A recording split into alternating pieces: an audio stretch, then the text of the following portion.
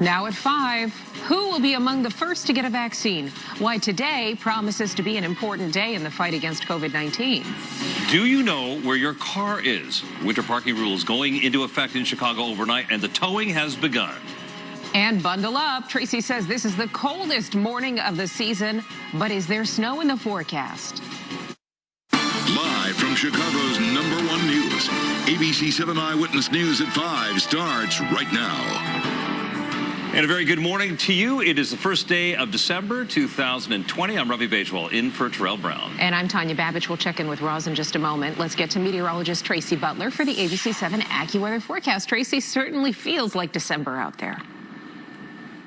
Oh, my goodness, does it ever. You know, we have some wind chills this morning down around 9 and 10 degrees, especially across some of the far western suburbs. I'm also watching these winter alerts. So the Weather Service is elected to keep these advisories and the winter storm warning in effect over there in northern Indiana. The problem is we're noticing just a really light level of some freezing rain mixing in with some flurries. Some of it's so light radar doesn't pick it up. But we want you to know that if you're going to be traveling in that direction, just be wary of that possibility. Right now, 27 in Oak Brook, 27 degrees in Harvey, and 26 degrees right now in Monique. I want to check in with Roz, see if she's hearing about any weather impacts with the roads.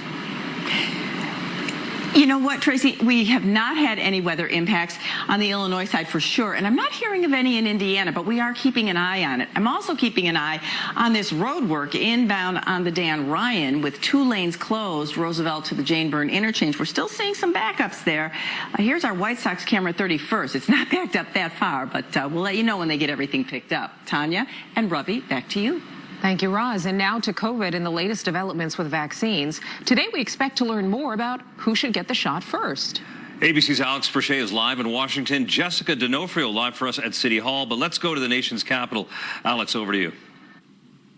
Tanya and Ravi, so these recommendations, which will be given to the CDC, are critical because the best estimates say we'll get about 40 million doses of this vaccine before the end of the year, just a fraction of what's ultimately needed. This morning, a major step forward in getting Americans immunized from COVID-19. Today, a panel advising the CDC will help prioritize who's immunized first. Health officials have long said seniors with underlying health conditions and medical workers should be at the front of the line. But what's presented today is non-binding. Ultimately, it's up to state and local officials to decide. Military members aiding in distribution say all other Americans will be able to get a shot by June. 100% of Americans that want the vaccine will have had the vaccine by that point in time. The vaccine ready to ship across the country within 24 hours of the government authorizing it for emergency use, something expected after December 10th. More Pfizer's vaccine has now arrived in the U.S. from Belgium, and Moderna has also applied for emergency use authorization for its vaccine. Dr. Anthony Fauci says although a vaccine is on the horizon, people need to continue avoiding crowds, wearing masks, and practice social distancing. Help is on the way, but it's not here yet. So we can do these things, and we can prevent an even further escalation. More than 96,000 people are now hospitalized with the virus across the country. California's governor now considering new stay-at-home orders. In New York, they're canceling elective surgeries in some areas and identifying retired healthcare workers who could return to duty. And Ohio's governor asking anyone who can work from home to do so. And overnight, Dr. Scott Atlas, a radiologist with no training in infectious diseases, resigned as one of President Trump's top coronavirus advisors. Atlas, who was controversial with many public health experts for questioning the effectiveness of masks and also urging people to push back on health safety measures. In Washington, Alex Presha, ABC 7 Eyewitness News. Alex, thank you. Quick question for you before you go. We're hearing experts believe the virus was here earlier than first thought. What can you tell us about that? Tanya, that's right. So the first cases of the virus were identified in January of this year. But a new study from the CDC says that the virus was found, identified. It indicates that the virus was present here in the country as early as December, mid-December of 2019. Alex Presha reporting live for us. Alex, thank you. We also expect to get more vaccine guidance locally. Jessica D'Onofrio joins us now live from City Hall with those details. Jessica. Well, Tanya, the city plans to give us an update about the latest travel order this afternoon, and they're going to give us some new data on the virus, but they're also going to talk about the vaccine, as many wonder who will get it first. Meanwhile, we're getting a clearer picture of how the state plans to handle it. This morning, as hopes for a vaccine to prevent COVID-19 appear to be closer, there are growing questions about who will be given priority. The state is still waiting for final guidance from the CDC on how the rollout of the first available vaccines will go, but distribution details will be left up to governors. Governor Pritzker says the state expects to announce a tiered plan later this week. Healthcare workers will be the first priority, but the state is promising equity as vaccines become more widely available. There are a lot of people who are very vulnerable, as you know, who have comorbidities, who are in communities that have been ill-affected because of the prevalence of disease just in general or the failure of health care in those communities. This morning, the Illinois Federation of Teachers President Dan Montgomery says if the goal is to get kids back to school as soon as possible, teachers should be on the priority list for a vaccine. Montgomery says teachers are ready. I think the vast majority of teachers are going to be eager to get vaccinated when it's safe and appropriate. Teachers are very important, but I also want to just recognize that we have a lot of frontline workers. There are cafeteria workers in hospitals, for example, who are just as deserving. Officials are bracing for a possible post-Thanksgiving surge in the number of COVID cases, and this morning, Governor Pritzker says, at least for now, restrictions will stay in place across the state. No region will be downgraded from our current Tier 3 mitigations for the next few weeks, even if they might be on track to meet those metrics. Local hospitals say they are planning for a surge of new COVID patients in the days and weeks ahead. The city of Chicago is releasing photos of what officials say was a party with 300 people at it over the weekend. Take a look right now. Officials citing and shutting down the organizer of the Vault, which is located in Wicker Park. The pictures here are blurred, but you can see very few people wearing masks, and there's little social distancing. Reckless on a bunch of different levels. It was also selfish, right? And I feel like, I just don't know how something like that actually even got pulled off. The Illinois Department of Public Health is urging those who spent the holiday with people outside of their immediate families to get tested later this week.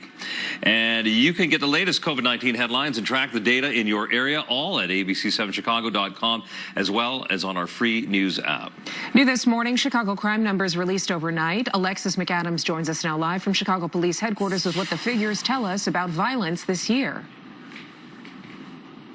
Good morning, Tanya. Well, Chicago police did release those statistics overnight. It shows that some crimes have dropped in 2020, but violent crimes, including murders here in the city of Chicago, are still very high. Take a look at this picture. This was released on Twitter overnight by the Chicago Police Department. It shows some of the guns that they've collected just in the past few days. Chicago police announcing that the department has actually recovered more than 10,000 guns so far this year. Even with all of those guns recovered, CPD stats show there have been more than 700 murders so far this year and nearly 4,000 shootings. That's a big jump just from last year as well, and also higher than the murder rate we saw back in 2016, which was Chicago's most violent year in recent memory. The record number of gun charges also comes as the department reports a nearly 300% spike in violence against CPD officers. This year alone, officers have been shot at 71 times, and 10 cops were hit by gunfire. We're expecting to hear more from the Chicago Police Department later this morning, either in a statement. We've also reached out to see if they plan to have a press conference at all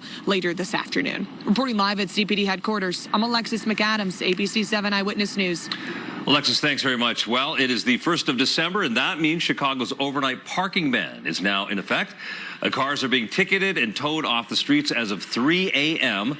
That parking ban means that from now right through the 1st of April of next year, parking on 107 miles of designated snow routes is illegal between the hours of 3 and 7 in the morning. The overnight parking ban on the snow routes applies regardless of whether there's been any snow accumulation. And with that, this happy picture here, a live look at the tow lot at East Garfield Park. A lot of, unfortunately, unhappy people likely to be there this morning. Indeed. Been there, done that. Oh, Sorry for that. That's a tough way to start your day. It certainly is, and so is this weather. That 26-degree temperature plus the wind chill will smack you across the face, Tracy. Ooh, yeah. Last thing you want to do is get all bundled up, head out there to your car that's not there.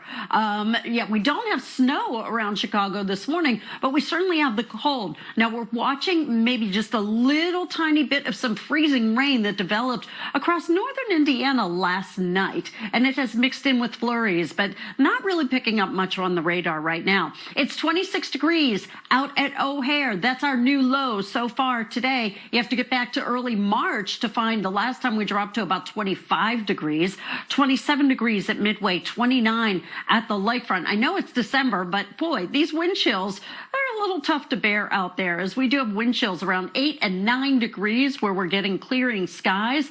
So I am recommending definitely the puffy coat.